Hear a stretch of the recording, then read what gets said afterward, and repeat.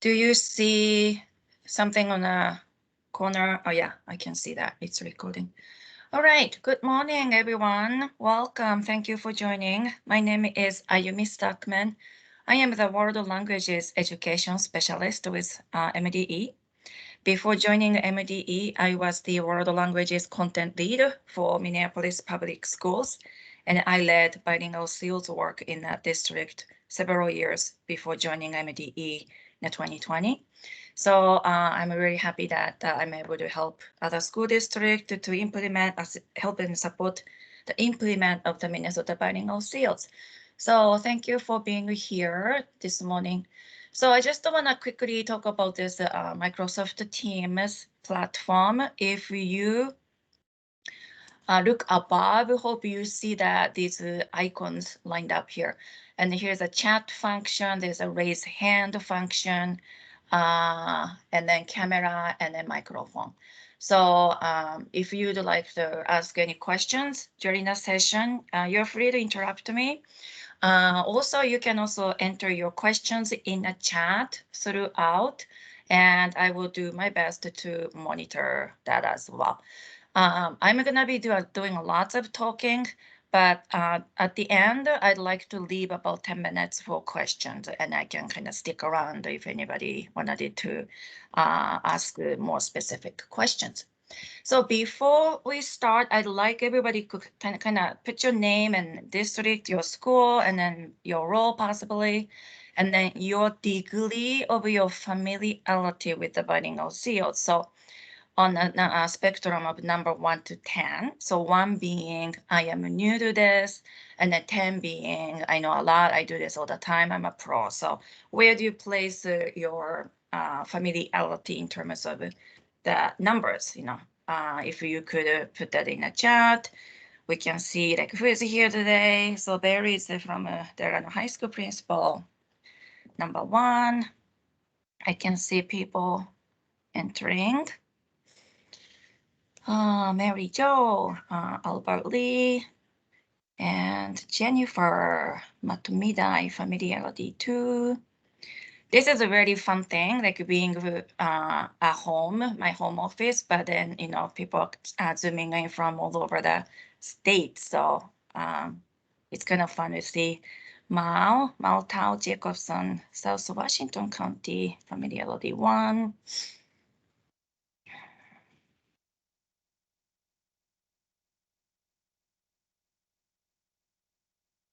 Yeah, so that keeps, let that coming, keep coming. Oh, we have a Spanish teacher too, familiarity 6. So welcome, that's great. So whatever the number you place, you're at the right place, right? Okay. So if you're number 1, you're sure that excited to learn about this. So thank you for being here.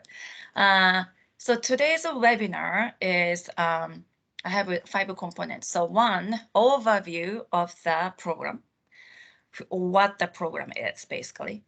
And then number 2, who are the students? And then 3, assessment tools and resources. And then number 4, school responsibility at a glance. And at the end, questions and answers. So some of the questions I've received in the past, like what assessment do we use?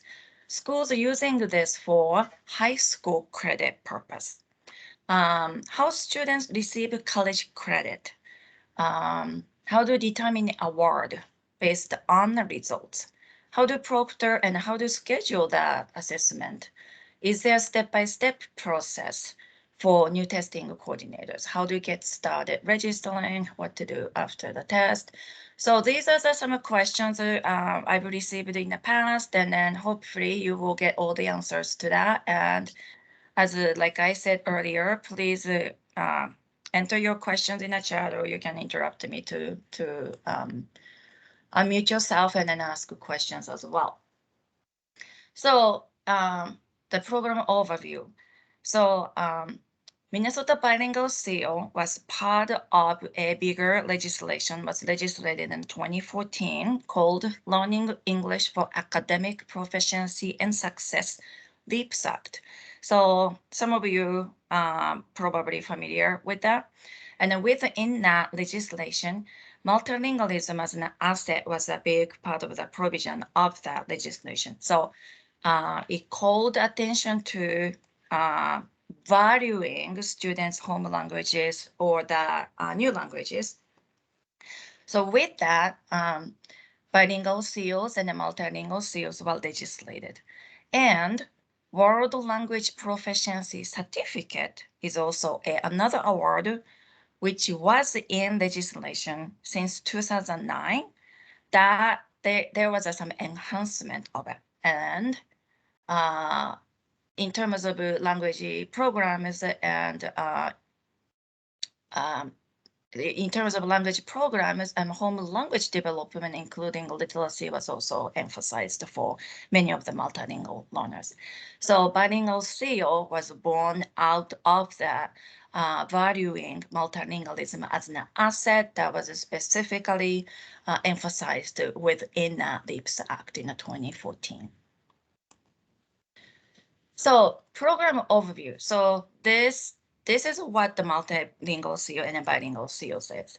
So they are official state awards, and bilingual seals are for graduating high school students because it requires English language art credit for high school graduation. And like I said earlier, there is a World Language Proficiency Certificate that is for any grade level.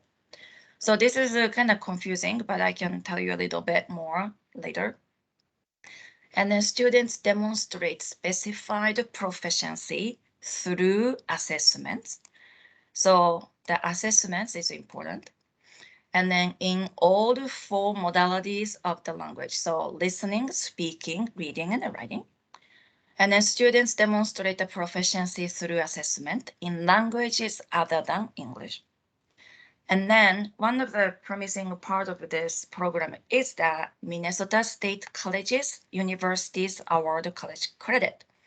So there's a link to the Minnesota State Colleges, Universities, 7 universities and 30 colleges and 54 campuses across the state. Now, University of Minnesota is not a part of the system. So this information may be important to families. Oftentimes people think that University of Minnesota, U of M, is a part of the Minnesota State Colleges and Universities, and they're not. So they have their own policies to look at the students' language proficiency. They have their own thing that they do. So that can be very important information to draw some distinctions when you are communicating to families and students. At this point, I'm going to put the link to the PowerPoint in the chat. So I will follow up with emails as well, but everything I share today, you will have access through that link, through the PowerPoint. So the other important, oops, I forgot one screen. Okay. So earlier I said that students have to demonstrate that proficiency, specified proficiency levels. So what is the criteria? So criteria is ACTFL, which is American Council on Teaching of Foreign Languages, ACTFL Proficiency Scale. So ACTFL is the organization who has developed the standards for world languages, and then proficiency guidelines in terms of what the speakers the language sounds like and looks like when they write and then speak and then when they read and then listen. So that is the proficiency guidelines that the law calls for to use for the bilingual seals criteria. So ACTFL's proficiency guideline is like a WIDA in English language learners. So in the world languages, we use this ACTFL proficiency guidelines and then standards. So there are 3 levels of awards, as you see in the chart. ACTFL Intermediate Law is the World Language Proficiency Certificate. Now, I said earlier, World Languages Proficiency Certificate and then bilingual seals are a little different, but I when we talk about this CO program, we lump them together. The reason is that because all of them basically gives the students college credit at the Minnesota State Colleges universities. So intermediate law world language proficiency certificate is right here in a chart. This visual, if you look at that, the blue, this is a novice range, and then this green intermediate range, and intermediate law is at the bottom of this green. And so that is 2 semesters college credit at the Minnesota State Colleges universities. After fourth intermediate high, which is here, when the green kind of fades into orange, intermediate high is the gold seal that gives 3 semesters credit. And then platinum seal is advanced law, this orange here, that gives them 4 semesters credit. So at the Minneapolis Community Technical College at the MCTC, 4 semesters credit is 20 credits. So that's a lot of credit students can earn based on the bilingual seals without paying tuition. So that is a very exciting news for many of the Minnesota students, particularly for multilingual learners. So that is the criteria. And again, I want to emphasize that the criteria have to be met in all 4 modalities. So listening, speaking, and reading, writing, all of the 4. That's how the statute is written. Other pieces of important information are here. Minnesota State Colleges, universities award credit when test was taken in grades 10, 11, 12. This is stated in a statute and very important. So when you try to implement, ninth graders, high school students still, when they take a test, they demonstrate that this level of award proficiency. Colleges are now mandated by law that they award credit. So this is a statutory language that is in there. And then also seals are awarded upon graduation because the students also have to meet English language art credit for graduation. So students can take tests, let's say in Spanish, Arabic, Somali, Hmong, as 10th grade, 11th grade, 12th grade, but seals are not awarded until students also meet English language art credit for high school graduation. Now, world language proficiency certificate can be awarded in any grade level. So applications that I see is that what sometimes the school used, or what I've seen in the past is that schools may use that for dual language or immersion programs, and at the benchmarking point, such as grade 5 or grade 7 or 8, they do the assessment, and then they maybe qualify for world language proficiency certificate.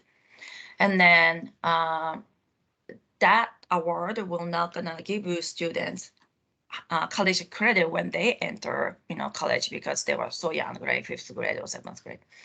But still, schools can use that as an incentive to recognition, and then encourage them to continue their language learning. So that's one application that I can see how schools might use. All right, for college credit, students have to be enrolled in Minnesota State Colleges. So while they're in high school, they will not receive college credit.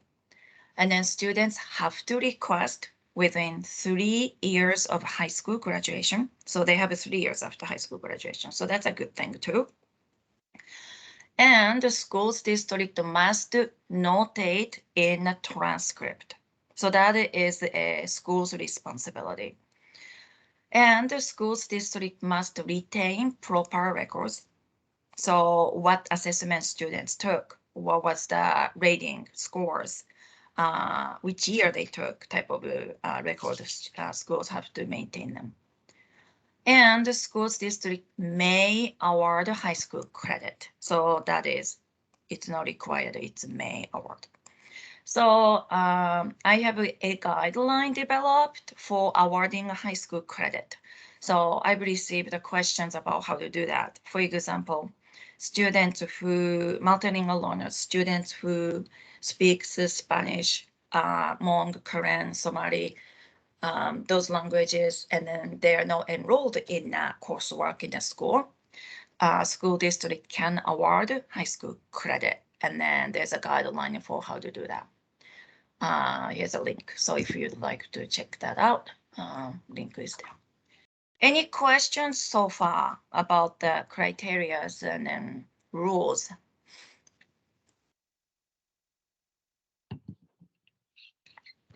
All right then.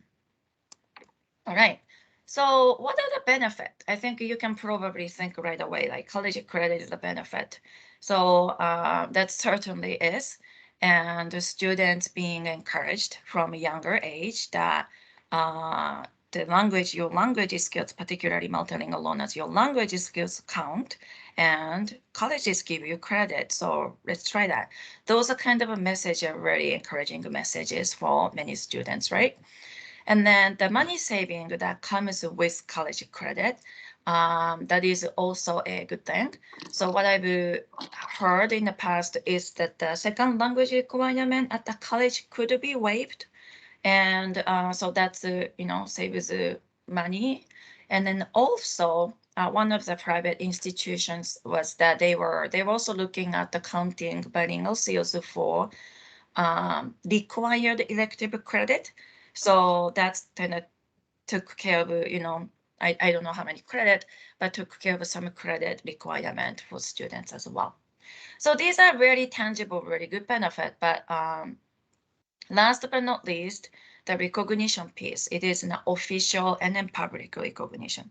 And then this is a photo that taken in 2015 when I was with the Minneapolis Public Schools. And then in Minneapolis, when I was there, hosted ceremony. And then that gave us really the public, very visible celebration space. And that was a very high rewarding moment for me when I see the students and families beamed with pride, and they just looking at them, it just made me so happy. And students came up and often talked to me, said, I will continue to work on my language skills. And this really made the experience, right? Oftentimes in a K-12, their language skills, home languages, and then the cultures were not even noticed sometimes. In some situations, they not even noticed.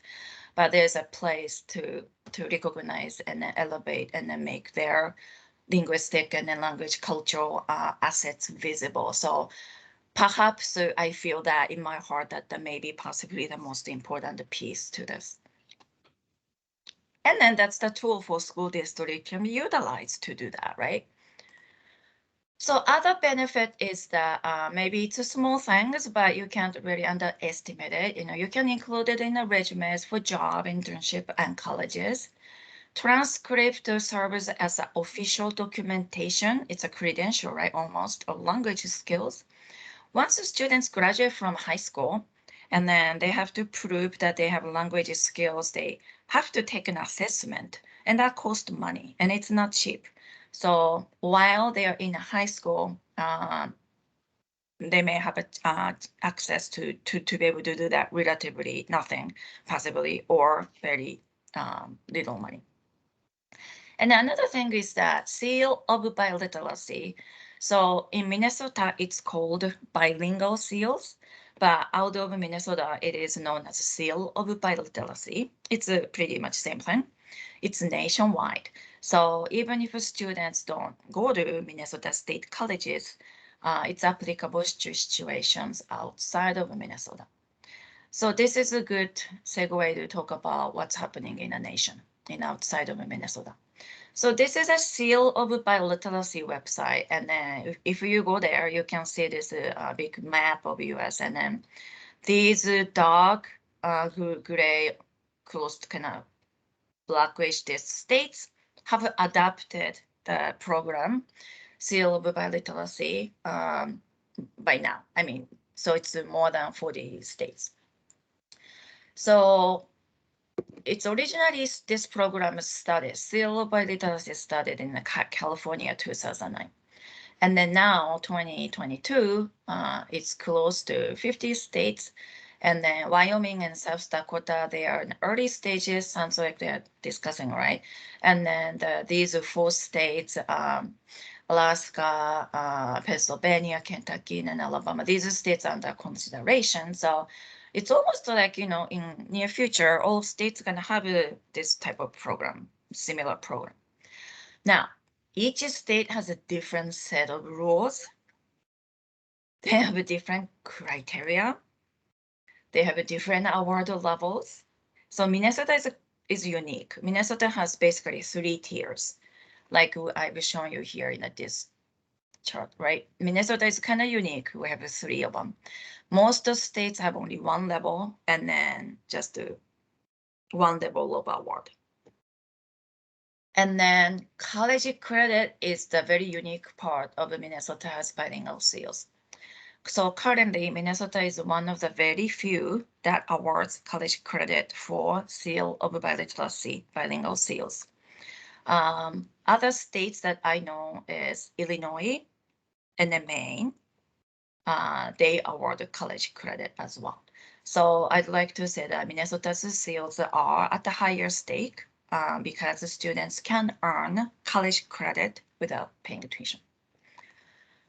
So for the student, who is this for? It's for all the languages learners. So we have different types of languages learners. We have English learners who has their heritage languages on their background. We have learners in world languages programs. We have Dakota Ojibwe learners. We have heritage languages learners. Learners in dual language and immersion programs. And we have learners that learning all sorts of the different languages through community-based weekend schools. I'm sure you have some of those students in your school. Minnesota students speak 300 languages at home. So the community-based weekend schools, I know that there are Chinese school, Czech, Japanese school, and Tamil schools. And then I know that there's a Telugu too as well. So these are the languages what has been awarded in Minnesota. And also these are languages that has the assessments that qualify for Minnesota bilingual seals. So if you look at that, some of the languages of Minnesota's English learners speak. Minnesota's multilingual learners speak Hmong, Oromo, Karen, Somali, Spanish, Vietnamese, and Amharic. Those assessments are available. And then we have Dakota and Ojibwe assessments developed. They are available as well. We had 1 Dakota test taker so far.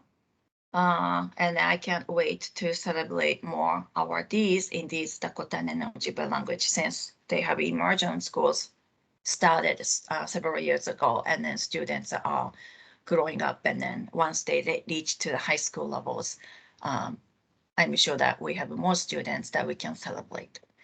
So these are the languages currently available.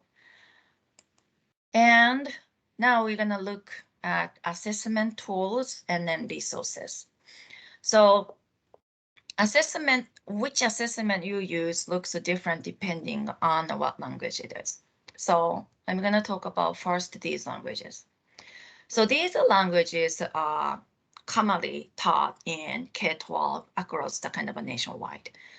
Although some of them, some languages are not really commonly taught, right? Arabic isn't that much commonly taught, but they are taught in K-12 educational systems in kind of across the US, right? So these are languages, Mandarin, Chinese, French, German, Hebrew, Hindi, Italian, Japanese, Korean, Polish, Portuguese, Russian, Spanish, Thai. These languages are available through these two places. So it's Avant is a company, and then their assessment is called Stamp 4S. And then they have these languages available. And then Actofo, so Actofo is the standards for the world languages and then proficiency guideline that they developed. They also have this Apple test, AAPPL, available in these languages. Both two places offer very similar lineup of languages assessment, but they are slightly different. So you want to pay close attention to that. I think the difference was polish. Actofo doesn't have a polish, but then Avant Stamp 4S has polish. And then in terms of the price, cost is about $20 per student. Avant has a sliding scale, and then depending on like how many people that you register. Actofo is $20 per student. And then these two places, you purchase the assessment, and then you administer proctored assessment, and then you wait for the results. They all send you the results. So that's how it works. Other qualifying assessment. So for example, AP language and cultures exams also count. So if you have AP languages and culture, Spanish or French, whatever the language, they count. IBDP also count. IBDP language A, which is non-English language A, and then language B counts. So if you have a program, AP or IBDP, your students may be qualifying for this already. And there's a link to MDE's approved assessment list, has list other bunch of assessment, and then this list is being updated right now. And I don't think it's updated quite yet. Okay. All right. Now I'm going to talk about these languages. So Somali, Hmong, Vietnamese, and Amharic.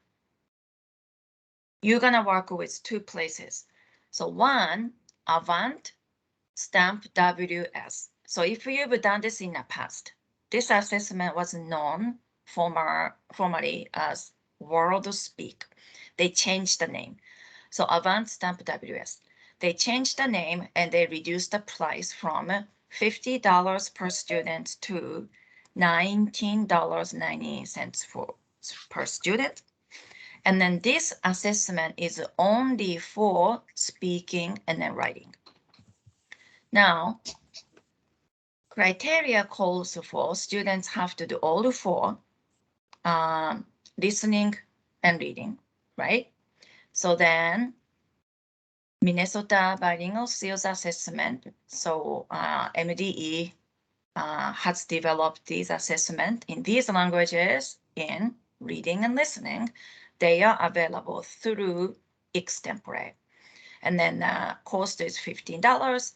So the total cost is about $35 per student. So this is cheaper than it used to be because it used to be about Stamp WS for speaking and writing cost $50. Yes, Andrea, I can put the link again. Let me share the link in the chat.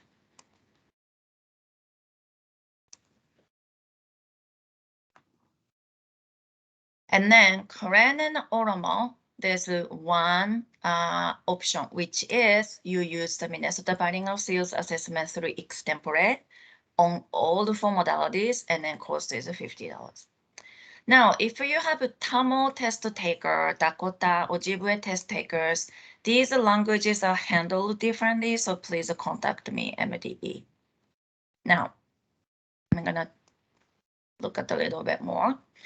So I'm not gonna go details on this slide. It's slide 16, has links to sample test, like a demo test, for both Avant Stamp WS and Avant Stamp 4S, and then Actofo's Apple. Demo test and topics and then tasks, like what kind of tasks that they ask. So these resources are helpful for students and teachers, if your teachers are world languages teachers. And then these ones, Proctor user guidelines and test administration information for these two places, Avant and Actable. These links are helpful for proctors and administrators. And then some other notes. Avant WS and Avant Stamp 4S are the same company. And Minnesota's rep, his name is Roger Bird, and then that's his email address. So if you have any questions about it, you can reach out to him. And another note, the difference between Avant and Act4S. Avant is adaptive test. It's adjust to a student's level. So when a student start taking assessment at the very beginning, they go through a bunch of self-assessment thing so that they will given level appropriate test items. Act4's Apple, on the other hand, you will have to choose Form A or Form B, which I will talk a little bit more later, which is appropriate to the student's level. So that is one difference, and both tests are qualifying assessment for Minnesota Bilingual Skills. Now, about the Minnesota Bilingual Skills Assessment through Extempore, they are already available for schools. And then we are offering webinar on specific to this assessment right now. So Extempore is a local company who has the online test formative assessment test delivery platform. So MDE is using that to deliver the Minnesota Skills Assessment. So webinars are being going on right now, and the next one is coming up February 11th, which is this Friday. So this Friday, this webinar is specific to Extempore Minnesota Skills Assessment Administration Training webinar about these languages: Amharic, Hmong, Karen, Oromo, Somali, Vietnamese, and Dakota and Ojibwe. So at this webinar, you will learn how to order the Minnesota Skills Assessment, how to prepare students, how to proctor, and what to do after. So that is a test information. So earlier I said Act4's Apple, you will have to choose which form to use, Form N and then Form B. For world languages students, for world languages teachers, they should know, world languages teachers should know which level that students should be at, basically be the candidate to be able to take an assessment. But if you are working with heritage speakers, so for example, you have an Arabic speaker who want to take an assessment, and then there's no Arabic teacher, there's no Arabic world languages course, you really have no idea what the student's level is like, then this can be tricky to choose, but here's the kind of general recommendation. So Form A assesses novice to intermediate, Form A. And Form B assesses intermediate to advanced. So let's look at the chart here. Form A assesses novice to intermediate range, right here, blue and green. Form B assesses green and orange area. So that means Form A is really a proficiency certificate level. Form B is the bilingual skills level. So here's my quick general recommendation is that, generally speaking, students in the world languages courses who had 3 to 4 years of learning, Form A is recommended.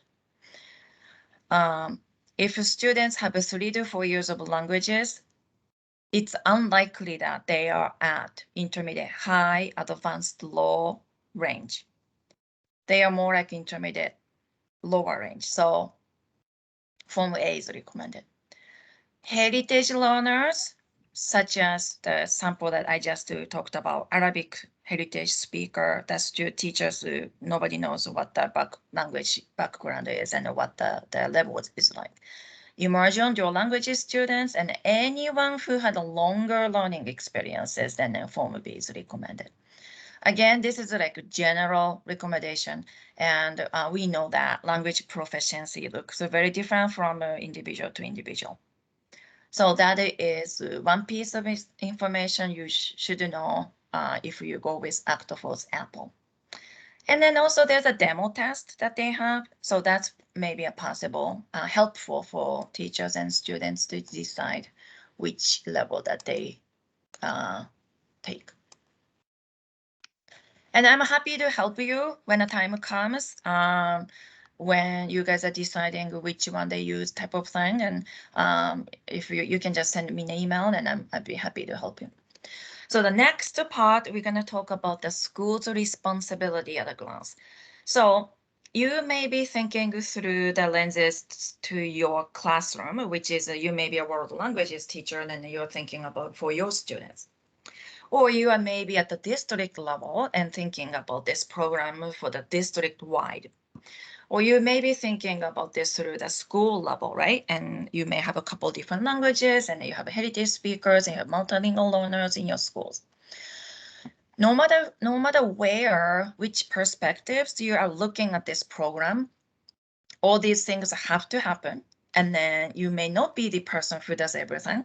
You may have other people do different parts of that. So, okay, before I keep going, I have a question. Mary Jo, students retake the test once in 10th grade, 11th if they want to improve.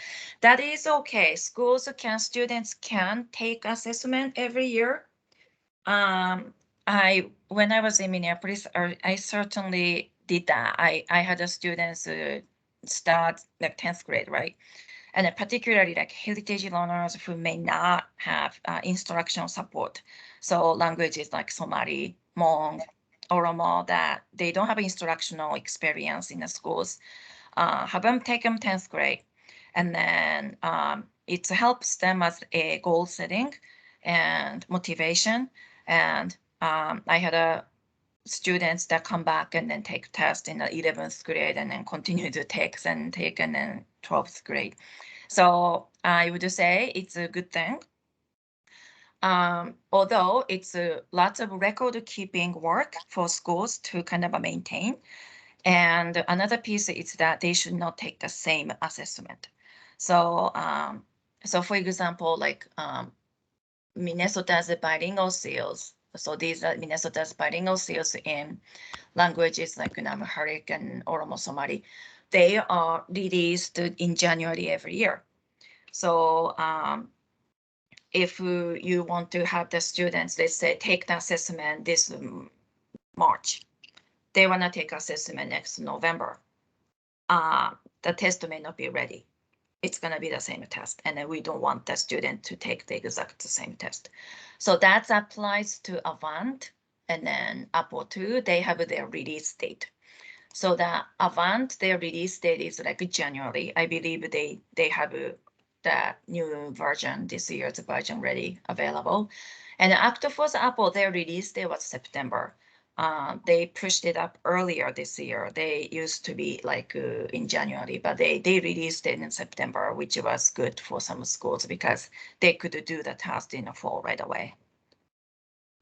Yes, I will follow up with recording as well. I will follow up with emails to everybody with the link. So, okay, what's next? All right, so now school responsibility at the class. So these are the 7 big buckets that schools are responsible for. So first, the students' recruitment and identification. So you may have world languages students, right? You may have English learners who has their heritage language.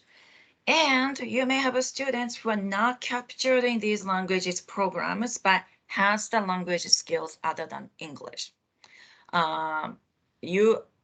You have them. I know they exist in Minnesota schools. For example, Spanish speakers who are in other languages program. And I see the combination of Spanish speakers enrolled in a French course, and then they take assessment both in French and Spanish. I've seen students, Hmong speakers learning Chinese. So Hmong speakers taking assessment in Hmong and then Chinese.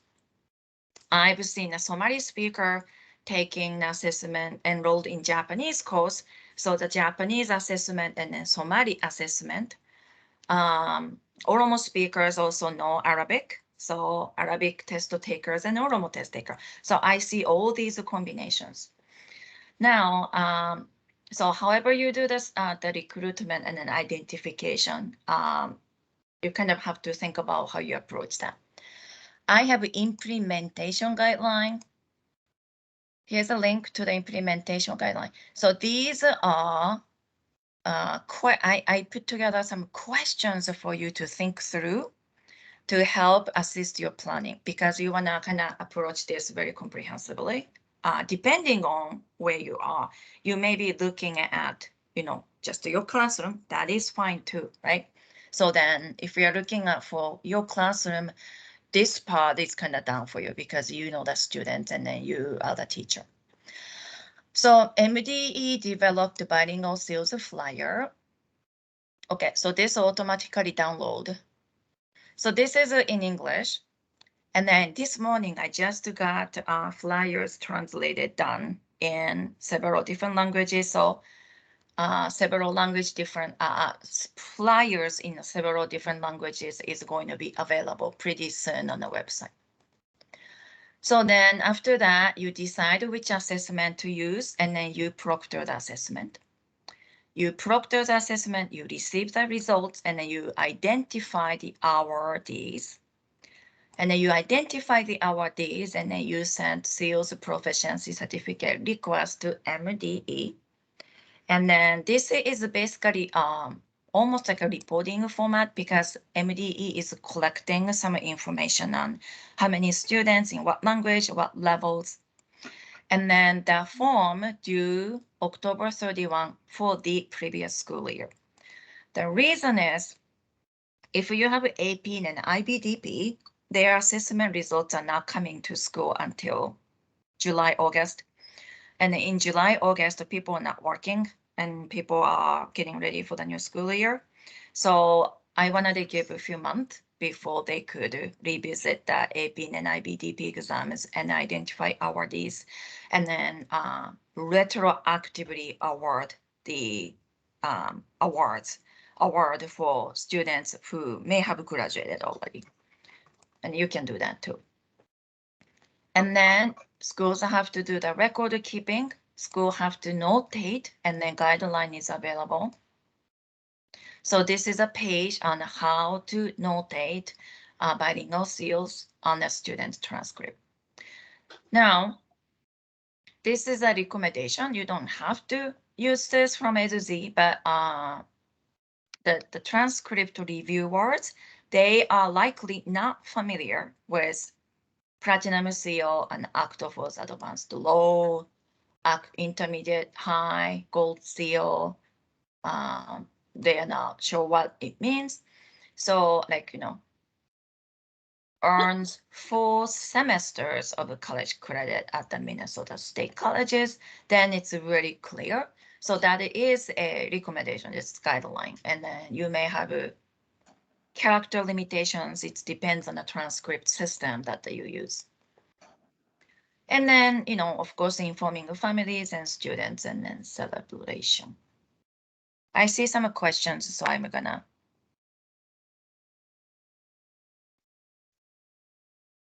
Yes, Spanish is not included in flyer.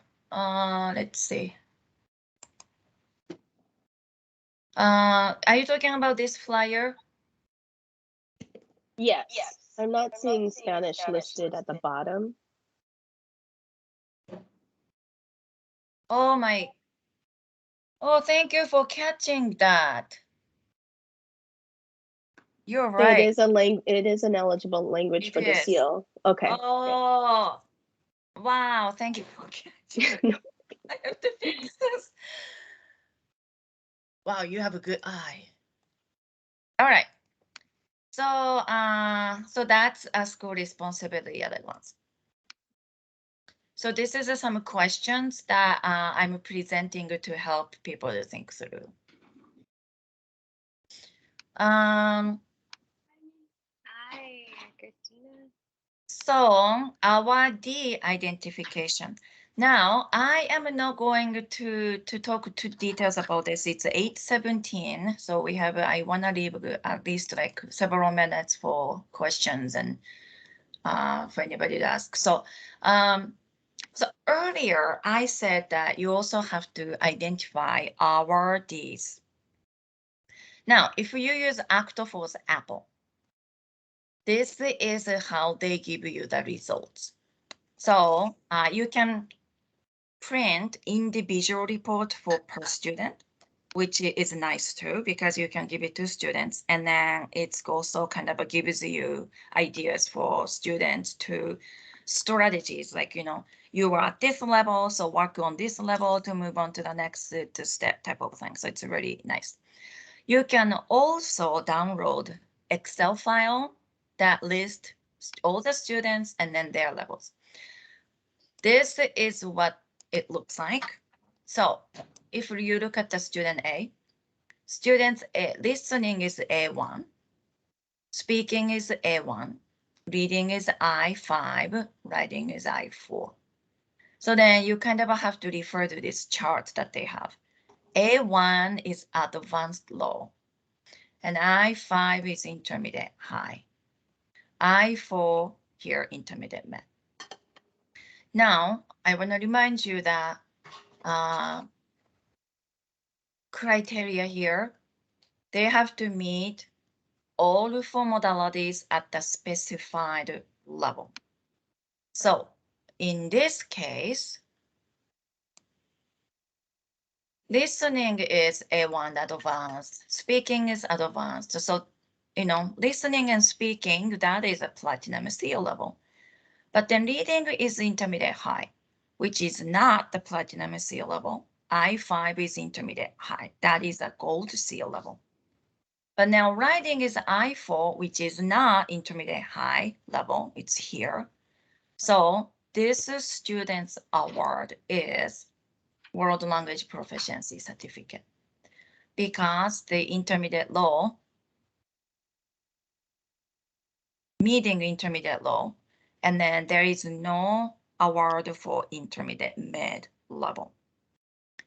So these are practice that I think you can do. The hint is that you look at the lowest proficiency score that came in a result to identify the award. So that this can be a little tricky.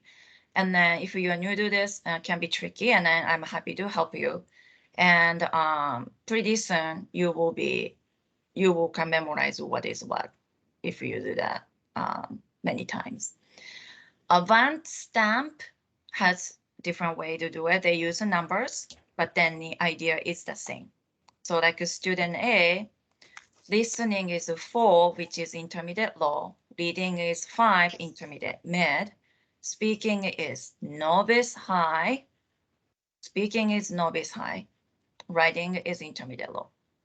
Now, novice high is here below intermediate low range.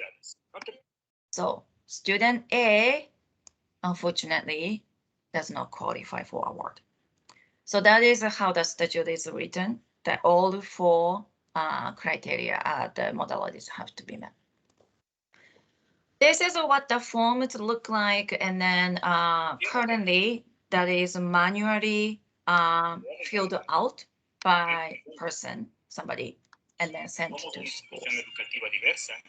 So this is a transcript notation. No importa de dónde vengas, nuestro objetivo. Somebody's background noise we can hear. So if you could mute the microphone. Aprovechar todas las oportunidades que este país te brinda. Muchas nacionalidades. So that's the transcript notation information. Okay. So this is the images of some like icons and words. So platinum seal and then gold seal, they are both images, looks like this. So we have those digital files available. We do not have like a stickers or anything that the schools will put it on the diploma or the transcript. But you can make stickers too if you'd like to use them. But seals are available in the form of a digital files. And I know that some transcript system, it's not possible. Technically, physically, it's not possible to put digital image on a transcript.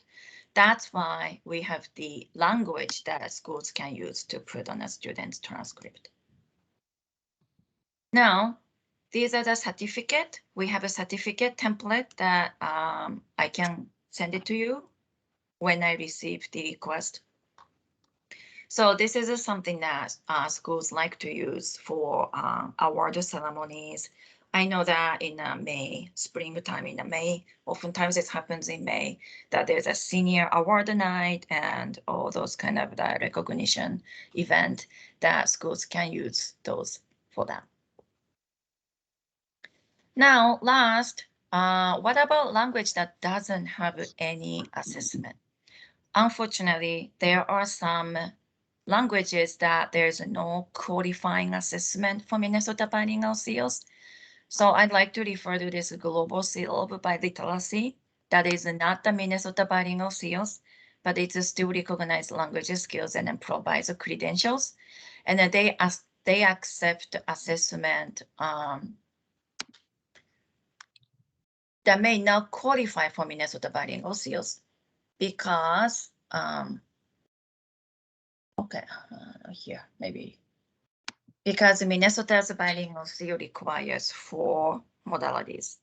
So Avant Stamp WS has other languages that has speaking and writing that they accept. So when you come across with a situation, you may want to look to.